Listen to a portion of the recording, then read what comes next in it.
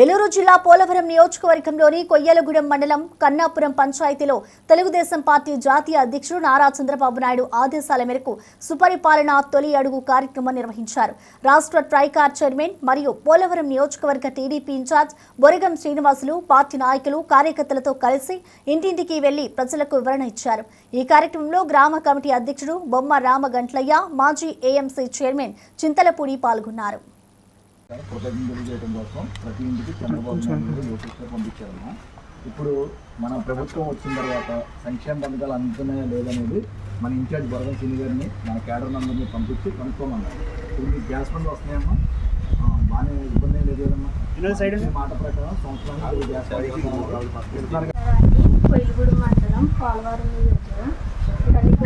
పట్టాలి. Gas bund దీప పథకం పట్టేది. పథకాలన్నీ బాగానే పడింది.